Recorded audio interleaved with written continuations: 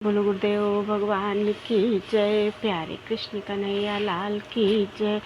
श्री संक्षिप्त ब्रह्म पुराण 14 मनवंतरों का विवस्वान की संतति का वर्णन। 14 मनवंतरों तथा विवस्वान की संतति का वर्णन। ऋषि बोले, महामते सूत जी, अब समस्त मनवंतरों का विस्तार पूर्वक वर्णन कीजिए तथा उनकी प्राथमिक सृष्टि भी बतलाइए। रोमहर्षण सूत जी ने कहा, विप्रगण, समस्त मनवंतरों का विस्तृत वर्णन तो 100 वर्षों में भी नहीं हो सकता, अतः संक्षेप में ही सुनो।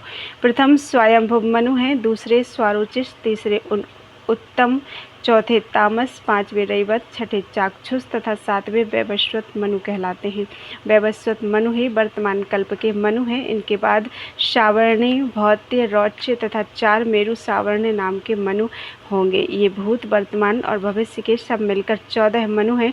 मैंने जैसे सुना है उसके अनुसार सब मनुओं के नाम बताए। अब इनके समय में होने वाले ऋषियों, मनुपुत्रों तथा देवताओं का वर्णन करूँगा। मरीचि, अत्रि, अंगिरा, पुलह, क्रतु, पुलस्त्य तथा वशिष्ठ, ये 7 ब्रह्मा जी के पुत्र उत्तर दिशा में स्थित हैं, जो स्वयंभुव मनवंतर के सप्तऋषि हैं।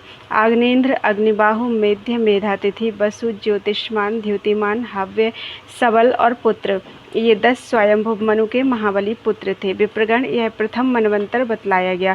स्वारोचिस मनवंतर में प्राण, बृहस्पति, दत्तात्रेय, अत्रि, च्यवन, वायु प्रोक्त तथा महाव्रत, ये 7 सप्तऋषि थे। तुषित नाम वाले देवता थे और हरविघ्न, सुकृति, ज्योति, आप, मूर्ति, प्रतीत, नभश्च, नभ तथा ऊर्ज, ये महात्मा स्वारोचिष मनु के पुत्र बताए गए हैं, जो महान बलवान और पराक्रमी थे। यह द्वितीय मनवंतर का वर्णन हुआ। तीसरा मनवंतर बतलाया गया है, सुनो।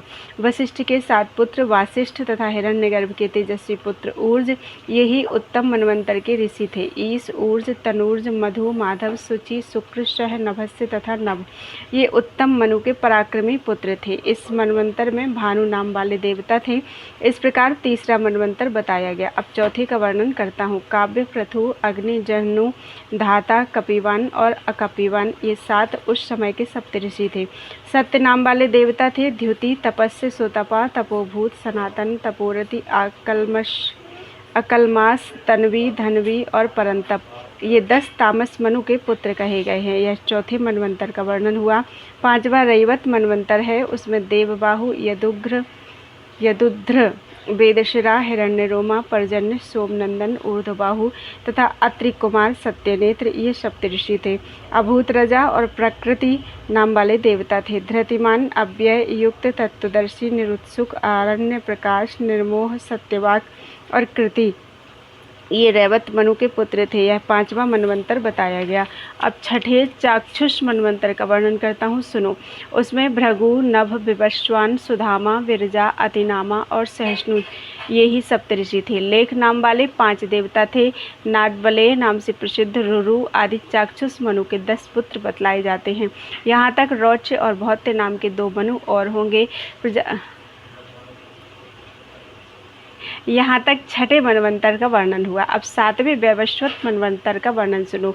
अत्रि, वशिष्ठ, कश्यप, गौतम, भरद्वाज, विश्वामित्र तथा जमदग्नि, ये इस मनवंतर में सप्तऋषि होकर आकाश में विराजमान हैं।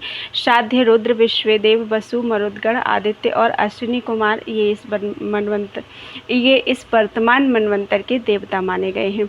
वैवस्वत मनु के इक्ष्वाकु आदि 10 पुत्र हुए। ऊपर जिन महातेजस्वी महर्षियों के नाम बताए गए हैं, उन्हीं के पुत्र और पौत्र आदि संपूर्ण दिशाओं में फैले हुए हैं। प्रत्येक मनवंतर में धर्म की व्यवस्था तथा लोक रक्षा के लिए जो 7 सप्तऋषि रहते हैं, मनवंतर बीतने के बाद उनमें 4 महर्षि अपना कार्य पूरा करके रोग शोक से रहित ब्रह्मलोक में चले जाते हैं। तत्पश्चात दूसरे 4 तपस्वी आकर उनके स्थान की पूर्ति करते हैं। भूत और वर्तमान काल के सप्तऋषि गण इसी क्रम से होते आए हैं। सावर्णी मनवंतर में होने वाले सप्तऋषि ये हैं: परशुराम, व्यास, आत्रेय, भरद्वाज कुल में उत्पन्न द्रोण कुमार, अश्वत्थामा, गौतम वंशी, शरद्वान, कौशिक कुल में उत्पन्न गालव तथा कश्यप नंदन, और बैरी, अध्वरीबान, समन, धृतिमान, वसु, अरिष्ट, अधृष्ट, बाजी तथा सुमति, ये भविष्य में सावर्णी के मनु के पुत्र होंगे। प्रातःकाल उठकर इनका नाम लेने से मनुष्य सुखी, यशस्वी तथा दीर्घायु होता है। भविष्य में होने वाले अन्य मनवंतरों का संक्षेप से वर्णन किया जाता है, सुनो। सावर्ण नाम के 5 मनु होंगे। उनमें से एक तो सूर्य के पुत्र हैं और शेष 4 प्रजापति के।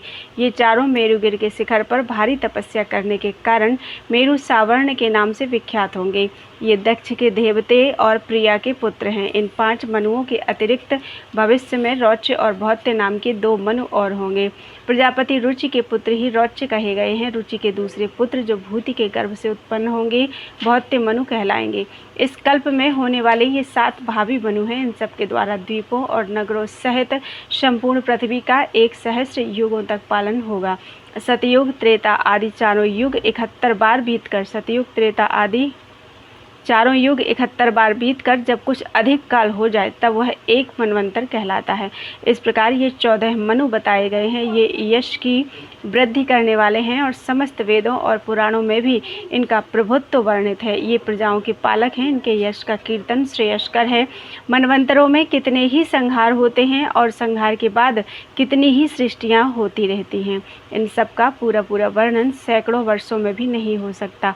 मनवंतरों के बाद जो संहार होता है उसमें तपस्या, ब्रह्मचर्य और शास्त्र ज्ञान से संपन्न कुछ देवता और सप्तऋषि शेष रह जाते हैं। 1000 चतुर्युग पूर्ण होने पर कल्प समाप्त हो जाता है। उस समय सूर्य की प्रचंड किरणों से समस्त प्राणी दग्ध हो जाते हैं। तब सब देवता आदित्य गणों के साथ ब्रह्मा जी को आगे करके सुरश्रेष्ठ भगवान नारायण में लीन हो जाते हैं।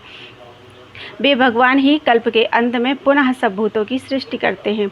वे अव्यक्त सनातन देवता हैं। यह संपूर्ण जगत उन्हीं का है। मुनिवरों, अब मैं इस समय वर्तमान महातेजस्वी वैवस्वत मनु की सृष्टि का वर्णन करूंगा। महर्षि कश्यप से उनकी भार्या दक्ष कन्या अदिति के गर्भ से विवस्वान सूर्य का जन्म हुआ।